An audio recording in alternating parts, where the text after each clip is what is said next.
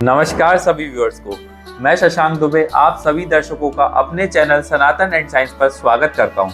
आज इस वीडियो के माध्यम से मैं आप सभी दर्शकों को नव संवत्सर मनाने का महत्व बताऊंगा और साथ ही यह भी बताऊंगा कि ये बाकी सालों से अलग क्यों है। जैसे हम न्यू ईयर्स डे बनाते हैं या और भी अलग अलग प्रकार से सालों का सेलिब्रेशन करते हैं, तो उससे अलग क्यों है। हमारे नव वर्ष का आरंभ चैत्र शुक्ल प्रतिपदा से होता है, जो कि इस बार 30 मार्च को आएगी।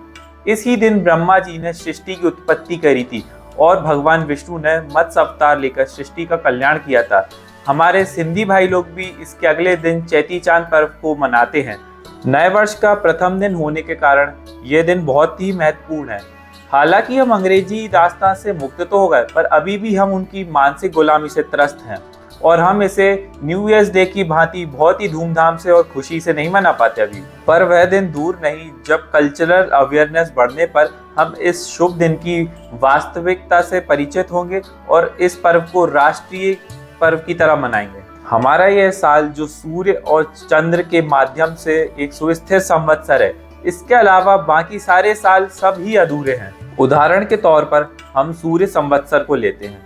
सूर्य संवत्सर में हम सूर्य की गति से तारीख का तो पता कर सकते हैं, पर इसमें हम हाई टाइड्स, लो टाइड्स, सोलर इक्लिप्स और लूनर इक्लिप्स का पता नहीं कर सकते।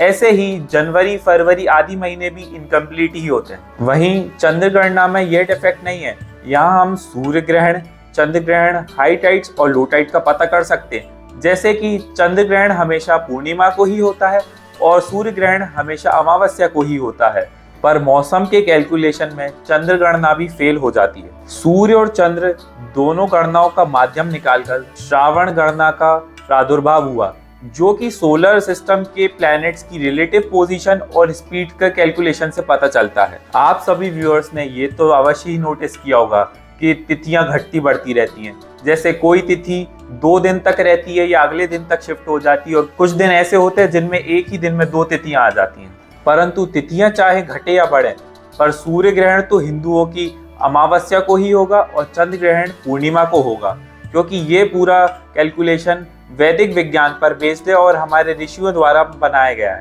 हर 3 साल के बाद अगले साल में 1 महीना बढ़ जाता है, जिसको हम अधिक मास के नाम से भी जानते हैं।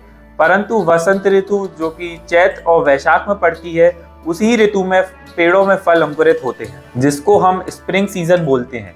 गर्मी का मौसम हमेशा ज्येष्ठ और आषाढ़ में ही पड़ेगा, जिसको हम समर सीजन बोलते हैं।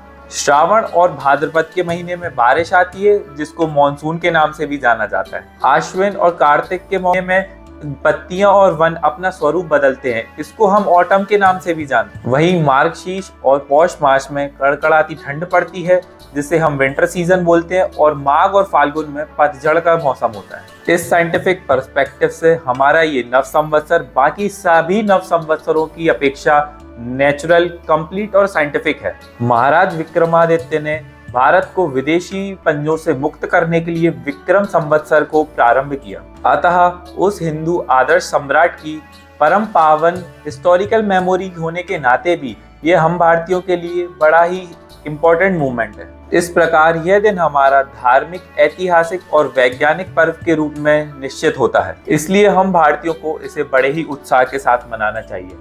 इसी मैसेज के साथ मैं ये वीडियो खत्म करता हूँ। यदि आपको ये वीडियो अच्छा लगा हो तो लाइक करिए और कमेंट करिए, और ऐसे ही इंटरेस्टिंग वीडियोस देखने के लिए चैनल को सब्सक्राइब करिए। धन्यवाद।